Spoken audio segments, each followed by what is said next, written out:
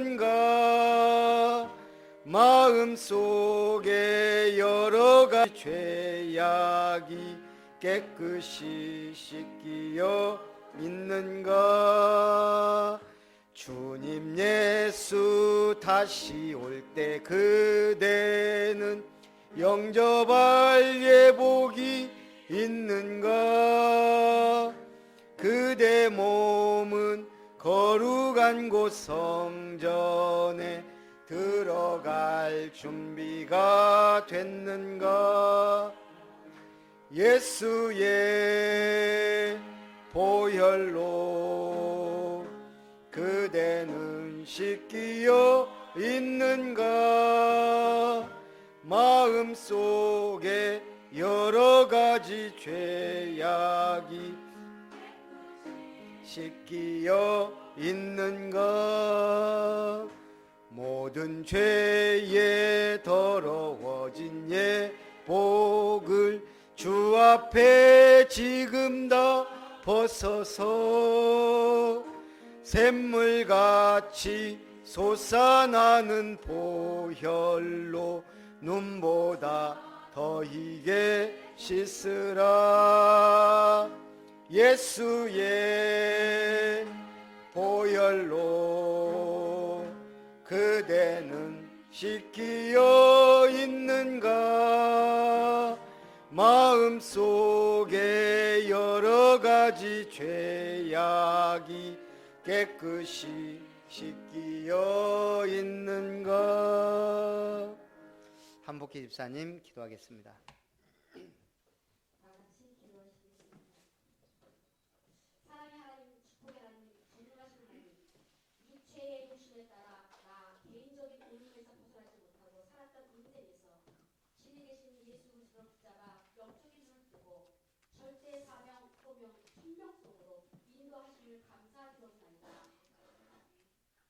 내 목숨을 다하여 주 너희 하나님을 사랑하라 말씀하시는 하나님, 빛의 자녀로서 오직 하나님의 영광을 위해 살아갈 수 있도록 은혜 내려 주시옵소서. 영적인 문제에 빠진 성도들을 위하여 함께 원리스로 이번 주에도 승리할 수 있도록 은혜 내려 주시옵소서. 각 성도들에게 성령 충만함을 주셔서 목적 의식이 뚜렷하게 분별력을 주사 꼭 필요한 일꾼으로 아름다운 지체자들을 섬길 수 있도록 은혜 내려 주시옵소서. 여호와를 피하여 달아난 문화처럼 하나님의 지상명령을 거역하는 어리석음을 저지르지 않도록 오래게 축복을 주시되 영권을 주시옵소서.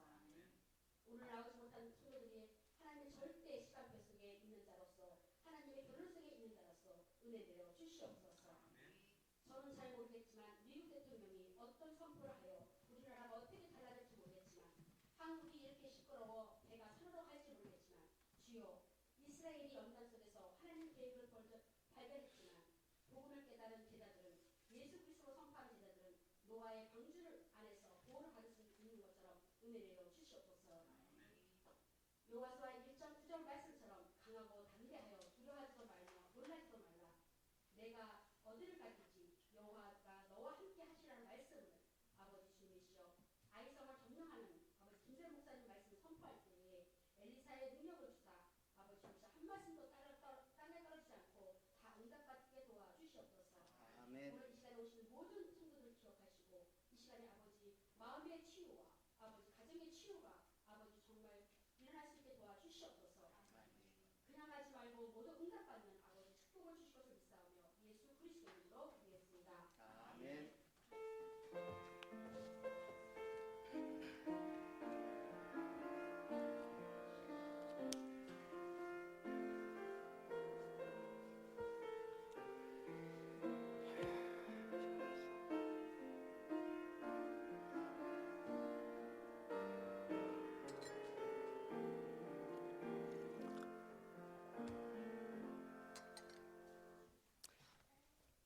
하나님 말씀 여호수아 8장입니다.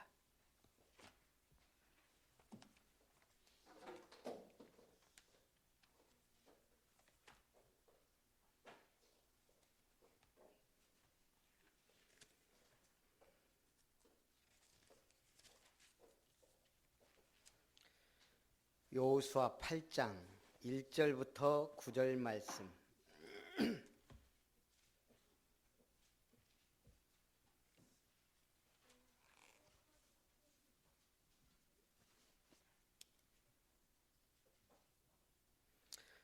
여호수아 8장 1절부터 9절 말씀 한 절씩 교독합니다.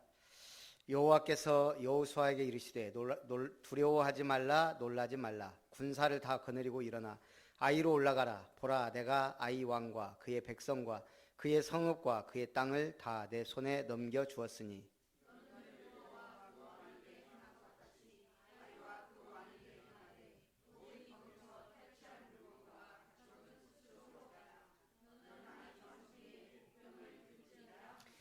이에 여호수아가 일어나서 군사와 함께 아이로 올라가려 하여 용사 3만 명을 뽑아 밤에 보내며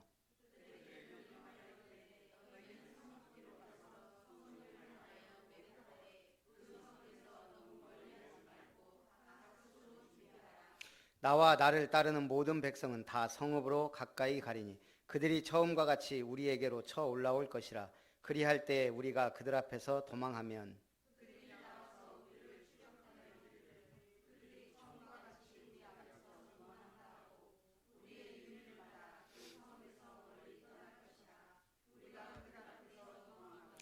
너희는 매복한 곳에서 일어나 그 성읍을 점령하라. 너희 하나님 여호와께서 그 성읍을 너희 손에 주시리라.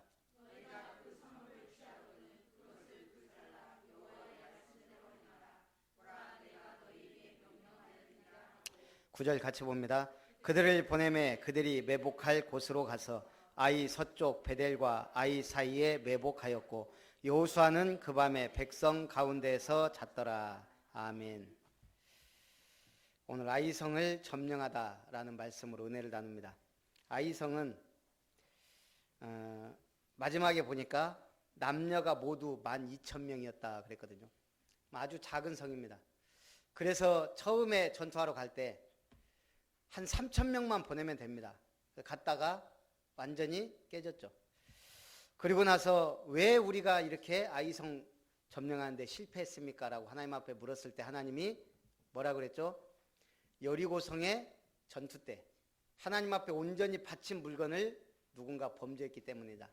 그래서 전투에 실패했거든요.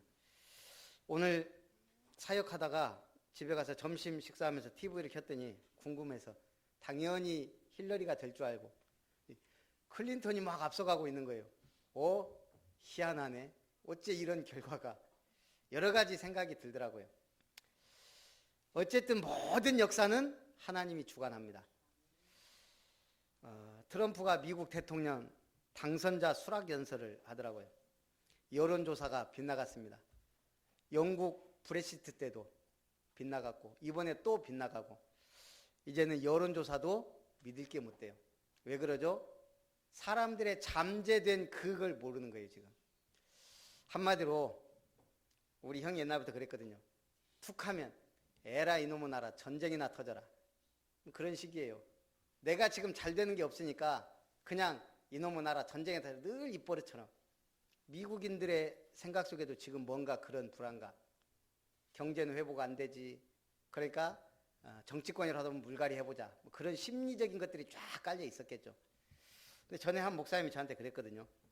힐러리가 되면 큰일 난다. 우리 기도해야 된다. 그래서 왜요? 그랬더니 아니 아무리 봐도 트럼프가 더 이상한데 이분은 보수주의 교회 성도라는 거예요. 그런데 힐러리가 되면 이게 이제 한계가 없어진다 이거죠. 동성애 막 이런 것들이 막 이제 판을 친다 이거예요. 그럼 금방 우리나라에도 그거 이제 물든다 이거죠. 그럼 우리도 법적으로 동성연애 합법하고 하면 지금 미국의 동성연애 합법한 주가 흑암이 엄청 덮여 있거든요. 그게 보통 그냥 쉬운 얘기가 아니에요. 근데 어떻게 보면 그럴 수도 있습니다. 차라리 아예 보수로 너무 진보로 가버리면 안 되니까 그래서 그럴 수도 있고요. 또 아까 이제 우리 랩런트가 오면서 내일 목사님 안 가냐고 뭐 박근혜 막 이거 하러 아마 가나 봐요. 그래서 제가 그랬습니다. 목사님은 그런데 안 가는 거다. 저는 어렸을 때 교회가 기독교 장로회였거든요. 목사님 늘 원래 제일 처음에 했던 정말 목회를 하는 목사님도 있지만 대부분 정치하는 분들이에요. 너무 목사님들이 정치 얘기를 많이 하면서 무너져가는 걸 많이 봤거든요. 진짜 복음 듣고 싶고 교회가 영적 문제 해결되고 말씀 듣고 싶은데 정치 얘기를 막 핏대 세우면서 너무 많이 하셨어요. 제가 지금도 기억하거든요. 우리 목사님은 정치를 좋아하시나? 왜 맨날 정치 얘기하나? 저는 그 신학 배경을 몰랐잖아요. 기독교 장로의 그 색깔과 배경을 나중에 이제 알게 된 거죠. 아, 내가 어려서 자란 교회가 그랬었구나. 오늘 우리가 그렇습니다. 뭐 퇴진 운동도 해야 되겠죠. 저는 생각해 보면 저는 말씀을 전한 자니까 박근혜 대통령 생각해 봅니다. 참 처음에는 너무했다. 저럴 수가 있나? 무능해도 저렇게 무능했나? 근데 그럴 수밖에 없잖아요. 정치를 배웠습니까? 그냥 아버지 거 보고 그 다음에 자기 주변 사람들 얘기만 듣고 정치란 걸 모르고 거기 들어갔거든요. 결국은 불통의 이유도 왜 이런 일들이 벌어졌는지 이제 우리가 알게 되잖아요. 드러날수록. 그러면서 좀 불쌍하구나. 영적인 배경 없죠. 청와대 우상 갖다 놨죠. 거기다 오는 영적 문제, 거기다가 또 무속인 비슷한 사람 따라가죠. 저럴 수밖에 없는 참 안타까운 그런 현실을 보면서 어떤 목사님도 그러더라고요. 제가 글을 보니까 우리도 막 그 모여서 시국 선언하고 막 해야 되는 거 아니냐. 그 원로 목사님 한국에. 우리가 그럴 때가 아니다. 정말 배가 어디로 가는지 모를 때, 위기 때 목사는 금식기도 해야 된다. 이제 그분은 이제 금식기도 하는 그 프로그램이 있으니까 우리가요, 솔직히 뭣도 모르는데 권력을 쥐었다. 이게 큰일 나는 거예요. 우리가 그걸 보고 배워야 돼요. 또 제가 어느 글에 보니까 그 뉴스에 보니까 미국에서 로또 복권, 로또는 아니고 뭐 그 복권에 450억 당첨된 사람 10년 전에 어떻게 됐을까요? 네, 우리 다 알잖아요. 그냥 이미 뻔하니 특별한 경우 아니면 100에 99명은 망해요. 450억 어마어마하잖아요. 이분이 처음에는 그거 관리할 사람도 사고 그러다가 이제 자기가 관리한 거예요. 첫 해 뭐 했겠어요? 이 사람 집도 없이 막 가난하게 살다가 딱 18억짜리 집 사고 벤틀리라는 최고급 차 사고 그러면 좋게 해야 되는데 경비행기를 샀더라고. 벌써 1년에 100억 이상 까먹은 거예요. 불과 몇 년 만에 완전 망해버렸어요.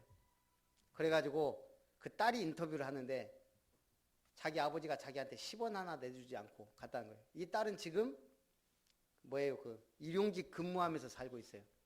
그러니까 돈을 가져서는 안 되는 사람이 돈을 가지면 망한단 말이에요. 이 사람은 결국은 고향에 가서 비참하게 질병으로 죽었더라고요. 우리 인생이 그렇습니다. 오늘 여리고성에서 하나님의 명령을 어기고 온전히 바친 물건을 훔친 아간과 그 물건들을 돌로 치고 불살은 후 돌무더기를 쌓았습니다. 거기가 어디라고요? 아골 골짜기. 그러자 여호와의 진노가 그쳤습니다. 자, 오늘 첫 번째 아이성 재공격 명령이 떨어집니다. 이제 다시 일어나라. 죄도 없앴고 이제 하나님의 명령을 따라 가는 겁니다. 두려워하지 말라, 놀라지 말라. 군사를 다 거느리고 일어나 아이로 올라가라. 2, 3천 명이면 충분한 싸움에 하나님이 뭐라고 합니까? 다 올라가라. 그게 영적 전쟁입니다. 오늘 우리가 영적 전쟁 어떻게 해야 돼요? 교회가 하나 될 때 기적이 일어납니다. 온 교회가 힘을 모아야 됩니다. 자, 오늘 우리 곽성자 권사님이 누구를 만나러 갑니다. 우리가 그걸 압니다. 이제 카톡에 올리십시오. 그러면 어떻게 해야 돼요? 권사님 가시네? 이것만 하지 말고 이제 뭐 해야 돼요? 같이 기도하는 거예요. 이제 우리가 이게 조금 더 시간표가 되면 이제 뭐예요? 일요일 날 팀별로 모여서 포럼 할 때 이게 나와야 돼요. 한 주간 전도 스케줄. 이번 주에 내가 누구를 중요하게 만납니다. 그럼 그 팀은 그걸 놓고 같이 계속 기도하는 거예요. 중요한 분을 만난다 그러면 저한테도 기도해주고 그러면 우리가 함께 계속 그걸 놓고 기도하는 거예요. 원리스의 힘이 기적을 일으킵니다. 교회가 다 따로 논다? 큰 교회들이 그래서 문제가 올 수가 있거든요. 하나가 되기 힘들거든요. 다 자기 색깔대로. 그래서 말씀으로 하나 될 때 기적이 일어납니다. 원리스가 힘입니다. 보라, 내가 아이 왕과 그의 백성과 그의 성읍과 그의 땅을 다 내 손에 넘겨 주었으니 너는 여리고와 그 왕에게 행한 것 같이 아이와 그 왕에게 행하되 오직 거기서 탈취한 물건과 가축은 스스로 가지라. 여리고성에서는 뭐라 그랬어요? 모든 물건은 다 태워서 없애라. 하나님께 바친 거다. 그런데 지금 아이성에서는 뭐라 그래요? 모든 물건은 너희가 가져라. 왜 그럴까요? 이게 첫 열매의 비밀입니다. 여리고성은 첫 번째 전투 첫 열매입니다. 첫 번째 전리품 하나님께 드리는 겁니다. 이게 우리 신앙인들의 원리입니다. 이게 복을 받느냐 못 받느냐의 제가 볼 땐 기준입니다. 첫 열매 뭐예요? 우리가 주일날 예배드립니다. 일주일의 첫날을 예배에서 시작하고 그 말씀 속에서 일주일을 살면 승리합니다. 이 비밀 모르면 예배가 잘 안 되죠. 예배가 뭔지 알아야 됩니다. 첫 열매입니다. 모든 성경은 사실 복은 첫 열매에 있습니다. 하루의 첫 시간 꼭 새벽기도 못해도 괜찮습니다. 뭐 해야 돼요? 기도로 시작해야 돼요. 그럼 그날이 죽을 수 있을까요? 그날이 엉망일까요? 절대 그렇지 않습니다. 그날을 기도로 시작할 수 있다면 제가 뭐라 해서 2분 그게 어떻게 보면 작은 시간이지만 어떻게 보면 큰 시간입니다. 기도 안 되는 분은요 2분이 어마어마한 시간입니다. 기도할 수 있다면 2분만 그러면 그날 승리합니다. 첫 시간. 자, 헌금은 뭐예요? 어떻게 보면 헌금 강조한다 만다 필요가 없어요. 헌금은 첫 열매예요. 11조가 뭐죠? 첫 열매에 대한 고백이에요. 이거 내 거 아니고 내가 오늘 돈이 생겼다, 사례비를 받았다, 월급을 탔다, 하나님의 은혜로. 그렇다면 그 첫 열매를 드리는 거예요. 근데 이제 우리가 그게 믿음이 돼야 되니까 그렇게 않을 때는 뭐예요? 감사하면서 감사한것부터 떼다 이 말이죠. 먼저 준비하는 거예요. 첫 열매가 모든 것의 근원이에요. 저희 어머니가 그래서 저는 존경스럽고 감사해요. 아들이 3명이란 말이에요. 첫 열매, 우리 큰아들을 하나님께 드리려고 그랬는데 우리 큰형이 할머니가 우리 큰아들을 낳았으니 장손을 낳았으니 얼마나 기분이 좋았겠어요. 있는 거 없는 거 막 벌꿀이다 보다 좋은 걸 다 먹여놨어요. 우리 큰형이 얼마나 건강이 좋냐면요. 겨울에 옷 벗고 눈으로 이렇게 샤워하고 그랬다니까요. 샤워가 아니고 뭐예요. 막 덥다고 조금만 뛰고 막 열난다고 그러고 막 겨울에 막 벗고 막 거기서 찬물로 샤워하고 그랬어요. 저는 몸이 약해서 절대 못하거든요. 우리 큰형은 진짜 대단. 주먹도 한 대 맞으면 갑니다. 그 정도로 우리 큰형은 키도 크고 몸도 튼튼하고 워낙 잘 먹여놔서. 그러다 보니까 뭐가요? 머리가 안 좋아요. 어렸을 때 너무 좋은 거 먹여놓으면 머리가 안 좋다고 하더라고요. 우리 형이 머리가 좀 우리 집안에 비해서 가장 안 좋아요. 그러니까 우리 어머니가 첫 열매를 우리 큰형을 드리려고 했는데 결국은 이제 막내라도 주님 받아주십시오. 그게 우리 어머니의 첫 열매에 대한 고백이에요. 그래서 제가 목사가 됐다 아닙니까? 그걸 제게 얘기한 것도 아니고 나중에 어머니가 제가 전도사 이 길 가겠다 하니까 그 말을 하시는 거예요. 그만큼 첫 열매라는 개념이 중요합니다. 개념 정리를 하시자 이 말이에요. 우리가 그런 중심은 갖고 있어야 됩니다. 오늘 그러니까 두 번째부터는 이제 뭐예요? 다 이제 네 거니까 네가 가져라 이거예요. 기쁘죠. 전쟁에서 승리하면 기쁩니다. 그런데 더 기쁜 건 뭐예요? 전리품을 얻는 것.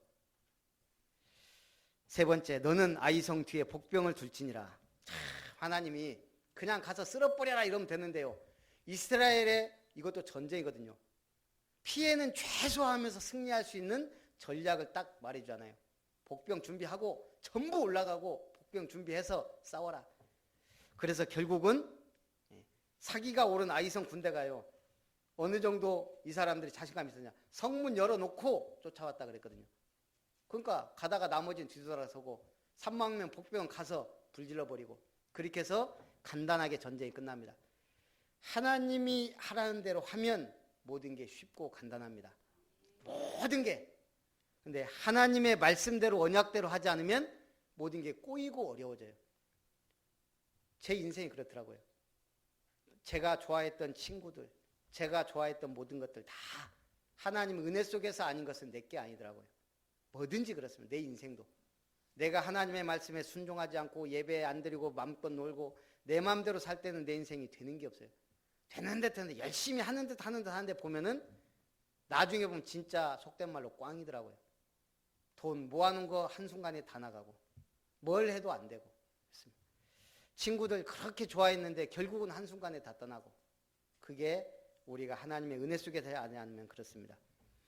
이사야 9장 6절 이는 한 아기가 우리에게 낳고 한 아들을 우리에게 주신 바 되었는데 그의 이름은 기묘자라 모사라 전능하신 하나님 영존하신 아버지라 평강의 왕이라. 기묘자라 모사라. 그냥 그 말 그대로 하면 기묘막측한 굉장한 책략을 쓰는 전략가라 이 말이에요.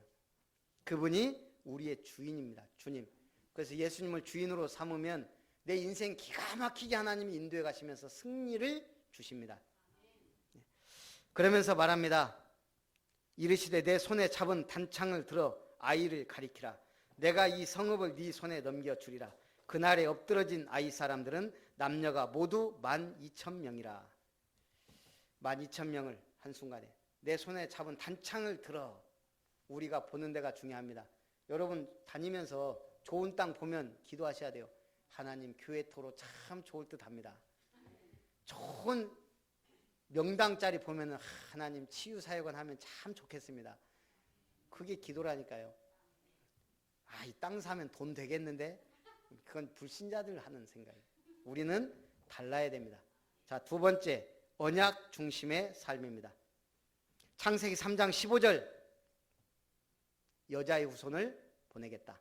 21절, 가죽옷을 지어 입히니라. 이게 뭐예요? 메시아 희생의 언약이에요. 이 언약 붙잡은 아벨은 승리했고 가인은 살인자가 됐습니다. 창세기 6장 14절, 하나님이 세상을 지으셨음을 한탄하고 결국은 홍수로 멸망시킵니다. 그리고 나서 하나님이 하나님은 절대자인데요. 하나님이 후회하세요. 다 쓸어놓고 이제 좀 후회가 되신 것 같아요. 그래서 하나님이 내가 다시는 물로 세상을 멸망치 않겠다 하고 주신 언약이 뭐예요? 무지개 언약이에요. 자, 우리는 무지개 보면 어때요? 그렇게 감탄만 할 게 아니고 우리는 생각해야 돼요. 무지개를 딱 보면서 첫 번째 뭘 생각해야 돼요? 이거는 하나님과 맺은 약속입니다. 다시는 물로 멸망치 않겠다. 누구에게 주신? 우리 인간에게 주셨지만 모든 지구상의 생물에게 준 하나님의 언약입니다. 그게 창조의 섭리입니다. 모든 생물, 풀 한 포기, 나무 한 그루, 곤충 한 마리 다 하나님의 의미가 있다 이 말입니다. 그게 바로 가치입니다. 우리는 이 창조 세계를 잘 보존하고 섭리해 나가야 됩니다. 두 번째, 무지개 언약은 뭐죠? 무지개 몇 가지 색깔이죠? 우리 눈에 보이는 게 7가지. 사실은 모든 색이 다 있는 것 같아요. 그 중에 드러나는 7가지 대표적으로 그게 조화를 이루어서 가장 아름다운 모습을 합니다. 이게 뭐예요? 우리 각각 색깔이 다 다릅니다. 제가 딱 보니까 빨간색도 있고 파란색도 있고 검정색도 있고 회색 분자도 있고 다 있어요, 이 안에. 그런데 우리가 조화를 이루면서 아름답게 가나요? 다양성 속의 일치. 교회가 그렇습니다. 다양성 속의 일치. 앞으로 우리 교회는 거지도 와야 되지만 사장님도 와야 되고, 학벌이 없는 사람도 와야 되지만 지식인도 와야 되고, 그냥 놀고 먹는 사람도 구원받아야 되지만 전문가도 와야 되고, 그게 교회입니다. 그분들이 모여서 은혜 속에서 하나 되어 가는 게 교회입니다. 그래서 오늘 무지개, 세 번째 무지개 언약의 특징은 뭐죠? 희망입니다. 내가 다시는 물로 세상을 멸망치 않겠다. 무지개를 바라보면서 우리는 하나님의 은혜와 희망을 갖고 사는 겁니다. 아무리 미국의 대선 판도가, 우리나라가 지금 아무리 이렇게 어려워도 전 항상 희망 속에 있거든요. 복음이 있다는 게 희망이거든요. 답이 있다는 거. 틀린 답을 갖고 있으면 답답합니다. 그게 답답이 너무 틀린 답을 많이 갖고 있어서 답답한 거거든요. 확실한 답을 갖고 있으면 무슨 일이 일어나도 괜찮습니다. 이번에 우리가 이런 사태를 보면서 우리 랩런트들한테 해줄 말이 있다는 거. 무속인 끼고 정치하는 게 얼마나 무섭다는 거 보여주고 있잖아요. 무속인을 끼고 경제활동했던 정태수 한복으로 어떻게 됐는지 우리가 얘기할 수 있잖아요. 물론 그분들한테는 안 됐지만 반면 교사로 삼아 우리는 복음과 함께 생활하는 거, 복음이 있다는 거, 그 나라와 시대와 국가와 가정과 개인이 얼마나 복을 받았는지 알아야 되고 전달해 줘야 됩니다. 자, 언약의 핵심이 뭡니까? 구약 가나안 정복과 메시아 언약입니다. 신약은 그리스도 안에서 세계복음화입니다. 그래서 우리는 어떤 언약 붙잡아야 됩니까? 이 마지막에 감람산의 그리스도 언약입니다. 두 번째는 갈보리산의 십자가 언약. 십자가도 언약입니다. 모든 문제 끝냈다. 세 번째, 마가다락방의 하나님 나라 성령 충만의 비밀입니다. 언약이거든요. 네 번째, 사도행전적 언약입니다. 초대교회가 왜 복을 받았는지, 안디옥교회는 어떻게 세워졌으면 응답을 받았는지, 마게도냐는 어떻게 복음화 됐는지, 야손, 루디아, 브리스길라 부부 이런 인물들이 쫙 깔려 있다는 거, 그게 성경의 약속이거든요. 마지막 로마 복음화 어떻게 됐는지, 왜 하나님은 바울에게 서신서와 그 전략들을 알게 하신 것. 여러분들은 그래서 뭐가 돼야 돼요? 보동식? 네 가지는 저도 잘 생각이 안 나요. 보호자, 동역자, 식주인, 사랑받는 자, 수고하는 자, 인정받는 자, 친척 같은 자. 교회 중직자가 되려면 이 네 가지 중에 하나의 응답을 받아야 됩니다. 목회자의 보호자, 전도자의 보호자, 렘넌트의 보호자, 교회의 보호자. 제가 아는 친구 하나가, 후배가 서울에 교회를 했거든요. 그 교회 부교역자를 했어요. 근데 그 교회가 새로 지으면서 큰 싸움이 났어요. 그래서 이제 막 교회가 갈라지고 싸우고 막 이제 조폭들이 와갖고 이제 막 교회 앞에 진치고 막 그랬어요. 근데 이 후배가, 야, 이놈이 멋지죠. 다 부교역자들, 아이고 이 교회 안 되겠다고 도망가고 막 저들도 막 무서워하고, 이 친구가 당당해서 계속 싸운 거예요. 다 목사님 중심으로. 전도사도요. 야, 그렇게 멋있게 해야 돼요. 조폭을 두려워하지 않는 전도사. 하나님이 이 친구를 복을 주시더라고요. 제가 만나면, 야, 너 참 잘했다. 그 얘기 듣고요. 그 친구가 다시 보이는 거예요. 집사람 제자거든요. 집사람 교사 때 어렸던 애가 전주에서 벌써 커가지고 전도사 하면서 서울에서 그 큰 교회 분쟁이 일어나니까 다 목사님 중심 돼갖고요. 흔들리지 않고 이렇게 싸우는 걸 봤거든요. 복을 받을 사람 복을 받습니다. 뭐 해야 돼요? 언약 딱 붙잡아야 돼요. 교회가 얼마나 중요한지. 교회들에게 주는 말씀이 서신서입니다. 말세 성도들에게 주시는 말씀이 요한계시록이에요. 우리는 성경 제대로 알고 딱 붙잡고 나가면 됩니다. 그 다음에 이제 EBS 기초훈련 29강 결론으로.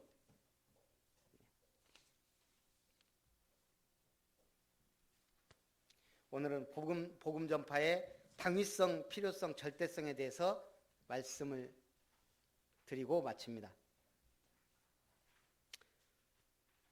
제가 오늘 어느 글에 보니까 우리나라 사람들이 제일 좋아하는 음식 중에 하나가 뭘까요? 제가 생각하고 있는 거. 세계에는 거의 없는 음식 문화예요. 그게 뭐죠? 비빔밥. 비빔밥이에요. 오늘 제가 밥 먹으면서 잠깐 보니까 한국인은 왜 비빔을 걸까 하면서 이렇게 잠깐 나오더라고요. 왜 우리가 이렇게 비벼 먹을까요? 비빔밥, 비빔국수, 비빔냉면, 심지어는 콩나물 먹다가도 비벼 먹고, 된장국 먹고 남은 거 비벼 먹고, 막 비벼요. 왜 비비게 됐을까요? 이게 왜 문화가 됐을까? 그게 팥빙수도 비벼 먹어요. 설이 여러 가지더라고요. 첫째는 조상님 만찬설, 제사 지내고 나서 남은 음식 그냥 막 비벼서 먹던. 두 번째는 동학혁명설, 동학혁명할 때 어려우니까 먹을 게 없으니까 막 비벼 먹었. 막 전쟁 때는 뭐예요? 주먹밥이나 막 비벼서 막 먹잖아요. 세 번째는 임금님 피난설. 임금님이 피난 가면서 음식 뭐 제대로 차려 먹을 수 있습니까? 그러니까 막 비벼 먹었다. 그 다음에는 묵은 음식설. 음식이 묵어갖고 이제 이거 버리기는 처치하기 곤란하니까 막 비벼 먹은. 그 다음에는 마지막 농번기 음식설. 보릿고개 때 남아있는 음식이 먹을 게 없으니까 있는 거 그냥 막 이것저것 막 넣고 비벼 먹었다는 설. 전부 뭐예요? 어떻게 보면 참 우리가 피난과 전쟁과 이런 걸 겪으면서 생긴 문화인 것 같아요. 그만큼 힘들었던 우리 민족이 지금 얼마나 복을 받았습니까? 아까 어떤 랩런트가 뭐 덴마크 가고 싶다고? 대한민국처럼 살기 좋은 나라가 없어요. 그러니까 우리 집사님이 선교하는 우리나라가 최고 좋은 나라다. 그렇다니까요. 선교하는 나라가 복을 받습니다. 복음 전파의 당위성. 복음은 당연히 증거돼야 됩니다. 주님의 명령이니까. 사람들에게 복음보다 필요한 건 없습니다. 필연성. 복음 전파는 절대적 하나님의 명령이자 계획입니다. 절대성. 우리가 CCTV를 달았습니다. 이번 주에 우리 김영찬 목사하고 4시간 동안 달았어요. 저 한 2시간이면 될 줄 알았더니 그것도 쉽지 않더라고요. 본당이 하나 그냥 있는 거니까 달았어요. 누가 줘서 달았는데 CCTV의 당위성, 필요성, 절대성이 뭡니까? 도둑이 있습니다. 그래서 달아야 됩니다. 당연성, 당위성. 몇 개 달아야 되냐? 필요한 거, 필요성. 도둑이 알고는 절대 못 옵니다. 절대성. 그래서 CCTV 저 밖에다가 크게 붙여놓을 거예요. 우리 교회는 CCTV가 있구나 하고 이제 도둑놈이 보고 도망갑니다. 자, 복음 전파의 당위성. 아들라 이름을 예수라 하라. 이는 그가 자기 백성을 그들의 죄에서 구원할 자입니다. 예수님은 구원하러 왔어요. 복음 전파 당연히 하라 이 말이에요. 예수님은 구원자입니다. 마태복음 3장 2절 회개하라 천국이 가까이 왔느니라. 이 복음을 누군가 외쳐야 돼요. 당연성. 요한복음 3장 16절 하나님이 세상을 이처럼 사랑하사 독생자를 주셨으니 이는 그를 믿는 자마다 멸망치 않고 영생을 얻게 하려 함이라. 알려줘야 돼요. 베드로전서 1장 9절 믿음의 결국 곧 영혼의 구원을 받음이라. 결국은 우리의 믿음은 구원받는 거예요. 당연히 그렇다면 누군가 복음을 전해야 돼요. 두 번째, 복음 전파의 필요성. 그리스도의 삼중직입니다.